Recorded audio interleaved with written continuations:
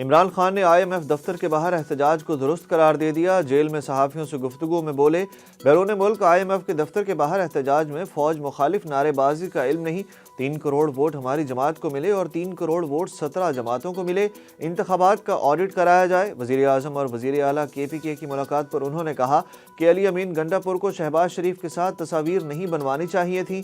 مجھے ایک خدشہ ہے کہ وفاقی حکومت خیبر پختونخوا کے فنڈ جاری نہیں کرے گی۔ انہوں نے کہا کہ اٹک جیل میں برے حالات تھے، بہت سختی کی گئی، زمین پر سلایا گیا۔ شیخ رشید کے جانے پر عمران خان نے کہا کہ شیخ رشید کا شغل مس کریں گے۔ سنی اتحاد کونسل کو جوائن کرنے کا فیصلہ بہترین تھا۔ عمران خان سے ملاقات ہوئی، ان کا بند کمرے میں ٹرائل کیا جا رہا ہے۔ بیرسٹر گوہر کی اڈیالہ جیل کے باہر پریس کانفرنس، ان کا کہنا تھا کہ سینٹ انتخابات کے لیے امیدواروں کے نام فائنل کر لیے، پشاور ہائی کورٹ کے فیصلے کے خلاف سپریم کورٹ جائیں گے، کسی کو جیتی ہوئی نشستوں سے زیادہ مخصوص نشستیں نہیں مل سکتی۔ ان کا کہنا تھا کہ IMF کے لیٹر کا متن واضح تھا، کہیں نہیں لکھا تھا کہ پاکستان کو ایڈ نہ دیں۔ IMF دفتر کے باہر مظاہرہ PTI نے آرگنائز نہیں کرایا۔ بانی PTI عمران خان نے سینٹ انتخابات کے لیے امیدواروں کے ناموں کی منظوری دے دی۔ ذرائع کے مطابق خیبر پختونخوا سے جنرل نشستوں کے لیے مراد سعید، فیصل جاوید، مرزا محمد آفریدی اور عرفان سلیم، خرم ذیشان اور اظہر مشوانی امیدوار ہوں گے۔ اعظم سواتی اور ارشاد حسین ٹیکنوکریٹ کی نشست پر PTI امیدوار ہوں گے۔ خواتین کی نشستوں پر عائشہ بانو اور روبینہ ناز امیدوار ہوں گی۔ پنجاب سے حامد خان اور زلفی بخاری جنرل نشست پر امیدوار ہوں گے۔ پنجاب میں ٹیکنوکریٹ کی نشست پر یاسمین راشد امیدوار ہوں گی۔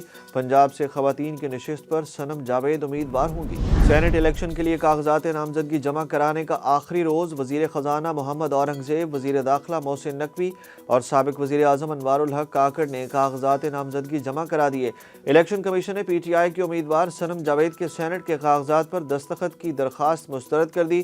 الیکشن کمشنر پنجاب نے صنم جاوید کے والد کی درخواست پر فیصلہ سنایا۔ الیکشن کمیشن نے قرار دیا کہ امیدواروں کے کاغذات پر جیلوں میں دستخط کرانا ہمارا اختیار نہیں ہے۔ سیکیورٹی خدشات کے پیش نظر اڈیالہ جیل کے اطراف سیکیورٹی مزید سخت۔ 190 ملین پاؤنڈز ریفرنس کی سماعت کے موقع پر سینٹرل جیل اڈیالہ میں فرضی مشق بھی ملتوی کی گئی۔ جیل سے متصل اڈیالہ روڈ پر ناکے قائم کر دیے گئے۔ جیل کے مرکزی دروازے پر ملاقاتوں پر پابندی کے بینرز بھی آویزاں۔ اڈیالہ جیل سے متصل سڑک پر خاردار تاروں کی فینسنگ کا کام تیز۔ جیل حکام کا کہنا ہے کہ اڈیالہ جیل میں صرف متعلقہ افراد کو جانے کی اجازت ہے۔ وفاقی وزیر خزانہ محمد اورنگزیب نے اداروں کی نجکاری کو لازمی قرار دے دیا۔ لاہور میں الیکشن کمیشن آفس میں میڈیا سے گفتگو کرتے ہوئے وزیر خزانہ محمد اورنگزیب نے کہا کہ انہیں پاکستانی شہریت حاصل کر کے بہت اچھا لگا۔ اداروں کی نجکاری ضرور ہوگی اور اس میں سر فہرست PIA ہے۔ اداروں کو چلانے کے لیے نجی شعبے کو آگے آنا ہوگا۔ حکومت کا کام بزنس چلانا نہیں بلکہ پالیسیاں بنانا ہے۔ علی امین گنڈا پور کی شہباز شریف سے ملاقات پر شیر افضل مروت کا بڑا دعویٰ۔ PTI رہنما شیر افضل مروت نے کہا کہ وزیر اعلیٰ خیبر پختونخوا علی امین گنڈا پور کی وزیر اعظم شہباز شریف سے ہونے والی ملاقات سے عمران خان لا علم تھے۔ PTI کی سوشل میڈیا ٹیم کی کوئی اوقات نہیں، میرے باس عمران خان ہے اور میں صرف انہیں جواب دہ ہوں۔